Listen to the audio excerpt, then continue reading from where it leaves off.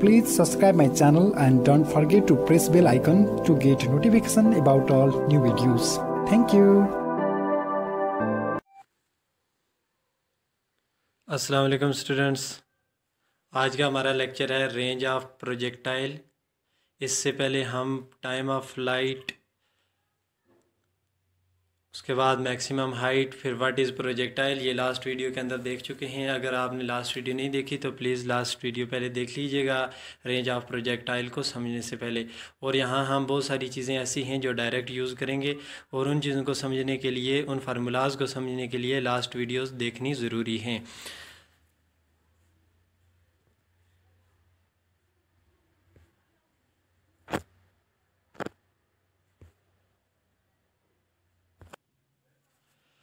सबसे पहले हम डेफिनेशन देख लेते हैं प्रोजेक्टाइल। ये रेंज ऑफ प्रोजेक्टाइल की डेफिनेशन क्या होगी?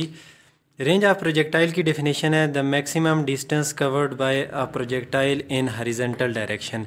कि हॉरिजॉन्टल डायरेक्शन के में प्रोजेक्टाइल जो मैक्सिमम डिस्टेंस कवर कर रहा है वो उस मैक्सिमम डिस्टेंस को हम रेंज कहते हैं।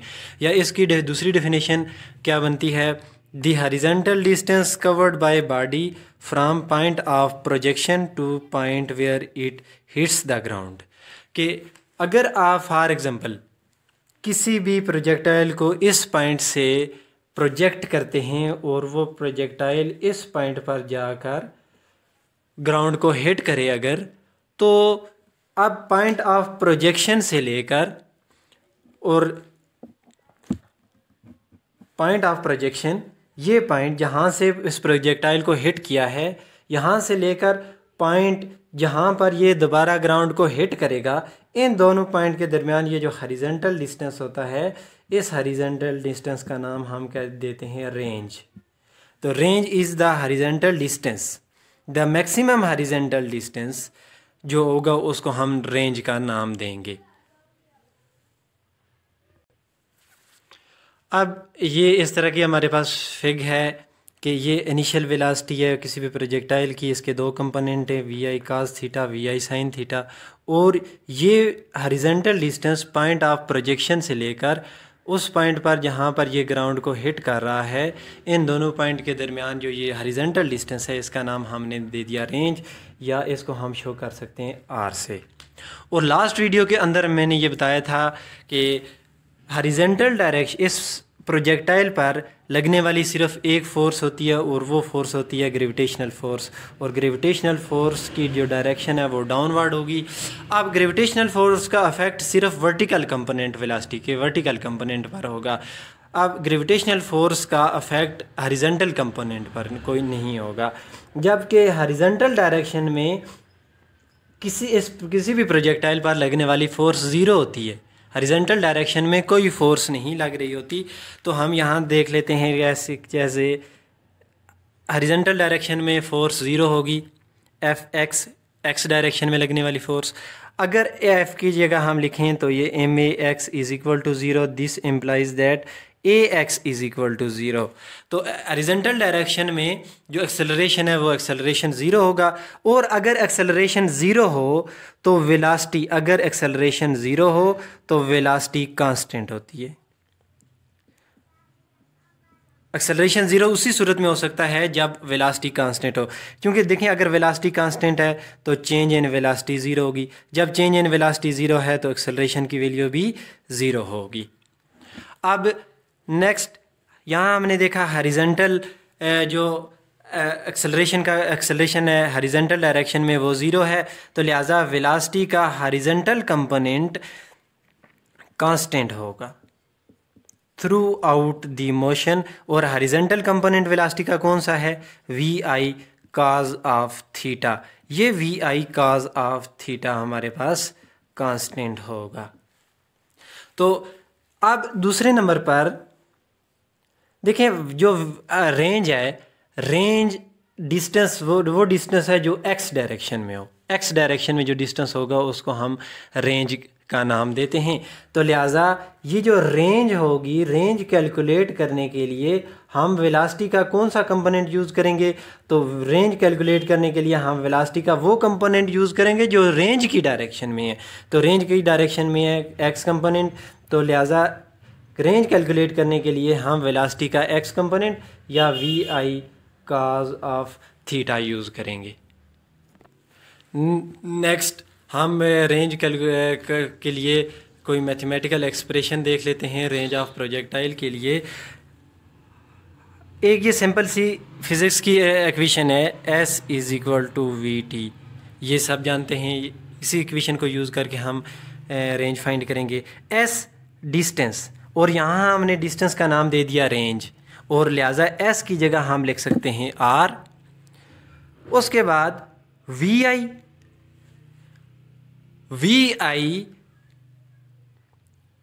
कौन सा कंपोनेंट होगा वेलोसिटी का? अभी मैंने पहले ये बताया था कि वेलोसिटी का हम सिर्फ एक्स कंपोनेंट यूज़ करेंगे। और तीसरे नंबर पर लास्ट टॉपिक में टाइम ऑफ फ्लाइट के पॉइंट ऑफ प्रोजेक्शन से लेकर उस पॉइंट तक जहाँ पर ये ग्राउंड को हिट करेगा, इस टाइम जो कोई प्रोजेक्टाइल लेता है, इस टाइम को हम कहते हैं टाइम ऑफ फ्लाइट। और लास्ट वीडियो के अंदर हमने टाइम ऑफ फ्लाइट की वैल्यू फाइंड की थी। तो टाइम ऑफ फ्लाइट की वैल्यू है 2VI sin थीटा /g। ये सारी वैल्यूज़ ऊपर इस इक्वेशन में पुट कर दें, इक्वेशन नंबर 1 में। तो S की जगह आ जाएगा R = VI की जगह आ गया VI cos of theta multiplied by time की जगह लिखेंगे हम 2VI sin थीटा /g। अब थोड़ा इसको रीअरेंज कर लेते हैं। तो ये आ गया VI² 2 sin theta cos theta /g। VI multiplied by VI² 2 sin theta cos theta /g। और ये 2 sin theta cos theta /g ये ट्रिग्नोमेट्री का एक फार्मूला है, और ये इक्वल होता है का साइन ऑफ 2 थीटा के, sin 2 थीटा /g।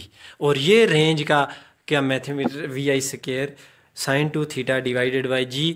तो ये रेंज का हमारे पास मैथमेटिकल एक्सप्रेशन आया है कि ये वाला एक्सप्रेशन यूज़ करके हम रेंज फाइंड कर सकते हैं। रेंज किस चीज़ पर डिपेंड करता है? वंस अगेन रेंज प्रोपोर्शनल है इनिशियल वेलोसिटी के, रेंज प्रोपोर्शनल है थीटा के, तीसरे नंबर पर 2 थीटा के। Next range inversely proportional to है ग्रेविटी के। अगर इनिशियली वेलोसिटी ज़्यादा होगी तो उसकी रेंज ज़्यादा होगी। इसको कुछ हम ऐसे समझ सकते हैं कि लेट से ये हमारे पास कोई प्रोजेक्टाइल है, स्टार्ट में आपने कम वेलोसिटी दी, करीब जाकर गिर जाएगा। फिर आपने ज़्यादा वेलोसिटी दी, दूर जाकर गिरेगा। जितनी वेलोसिटी इनिशियल वेलोसिटी आप इंक्रीज़ करेंगे, इतनी ही रेंज की वैल्यू भी इंक्रीज़ होती जाएगी। नेक्स्ट है हमारे पास मैक्सिमम रेंज, कि रेंज मैक्सिमम कब होगी। और रेंज का फार्मूला हमें पता है VI² /g × sin 2 थीटा। अगर हम क्या करें, VI और G को कांस्टेंट कर दें, कि आपने G की वैल्यू भी कांस्टेंट कर दी, इनिशियल वेलोसिटी की वैल्यू भी कांस्टेंट कर दी, तो बाज़ औक़ात फिर भी फिर भी रेंज की वैल्यू डिफरेंट आ सकती है। कि फॉर एग्जांपल इनिशियल वेलोसिटी 10 दी तो ऑब्जेक्ट यहाँ गिर गया, इनिशियल वेलोसिटी 10 दी, ऑब्जेक्ट जाकर यहाँ गिरा। रेंज की वैल्यू चेंज हो सकती है। तो रेंज की वैल्यू अगर इनिशियल वेलोसिटी और G की वैल्यू हम कांस्टेंट कर दें तो रेंज किस पर डिपेंड करती है? sin 2 थीटा पर। तो हम कहते हैं कि रेंज मैक्सिमम होगी अगर sin 2 थीटा मैक्सिमम हो जाए। रेंज तब मैक्सिमम होगी जब sin 2 थीटा मैक्सिमम हो जाए। अब sin 2 थीटा अगर मैक्सिमम हो गया, साइन वाली टर्म ख़त्म, हमारे पास आ जाएगा VI² /g जो कि मैक्सिमम रेंज होगी। अब sin 2 थीटा की मैक्सिमम वैल्यू हमारे पास कितनी होती है? साइन की मैक्सिमम वैल्यू होती है +1। तो यहाँ से अगर हम 2 थीटा की वैल्यू फाइंड करें, 2 थीटा = अब साइन की वैल्यू कहाँ 1 होती है? तो साइन की वैल्यू 90 डिग्री पर जाकर 1 होती है। या आप इसको ऐसे भी लिख सकते हैं 2 theta is equal to sine inverse of 1। आप कैलकुलेटर पर फाइंड करें, साइन इनवर्स ऑफ -1 हमारे पास इक्वल होगा 90 डिग्री।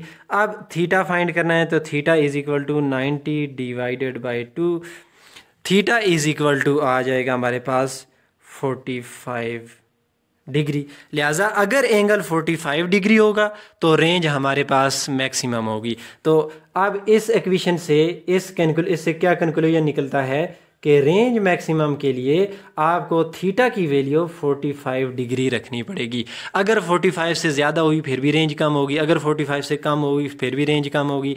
तो इसको हम कुछ इस तरह से भी समझ सकते हैं, अगर आप 45 से कम एंगल रखते हैं तो ये जल्दी जल्दी गिर जाएगा। अगर आप 45 से ज़्यादा रखते हैं तो ये हाइट पर तो ज़्यादा जाएगा लेकिन आगे इतना नहीं जा सकेगा। लिहाजा मैक्सिमम रेंज की क्या वैल्यू होगी? मैक्सिमम रेंज हमने कहा कि क्या कहा अभी कि रेंज मैक्सिमम हो जाएगी अगर थीटा की वैल्यू आ जाए हमारे पास 45 डिग्री। तो इस इक्वेशन नंबर 1 में हम वैल्यू पुट कर लेते हैं, रेंज में थीटा की जगह 45। तो R is equal to VI square divided by G sine 2 into 45, 2 into 45 90, sine 90 होता है 1। ये सारी की सारी टर्म हो गई 1, बाकी हमारे पास बच गया R is equal to VI square divided by G। लिहाजा ये मैक्सिमम रेंज का फार्मूला है। मैक्सिमम रेंज का फाइंड करने का फार्मूला है R is equal to VI square divided by G।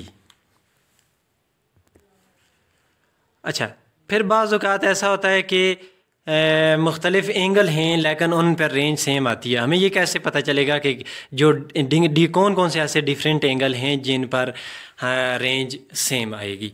तो हमने कहा कि रेंज होगी मैक्सिमम R, मैक्सिमम होता है, रेंज मैक्सिमम है कहाँ? जब थीटा की वैल्यू आ जाए 45 डिग्री।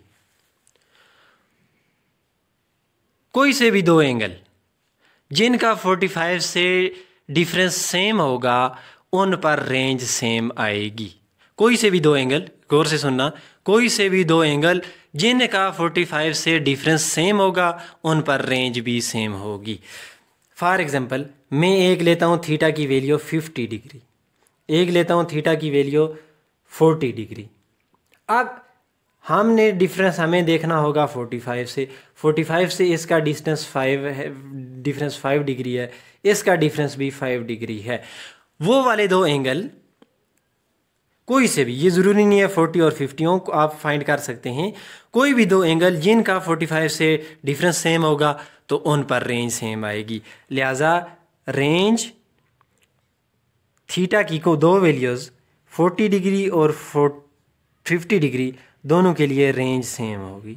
इसी तरह हम कुछ और एंगल की वैल्यूज़ भी देख सकते हैं, जिस तरह अगर मैं बात करूं 60 और 30, तो देखें 45 से इसका डिफरेंस 15 डिग्री है, 45 से 30 का डिफरेंस भी 15 डिग्री है।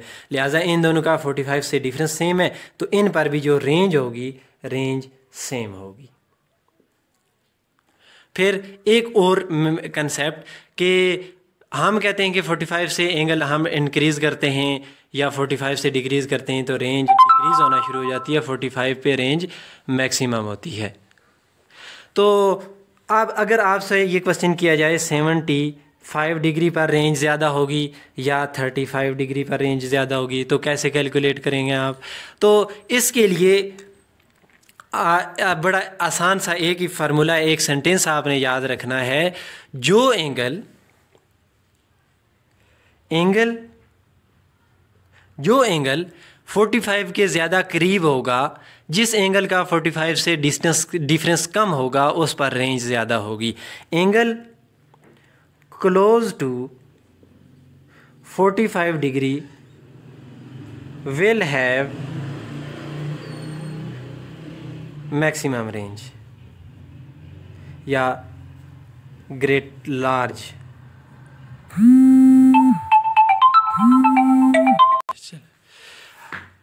Angle close to 45 degree will have large range.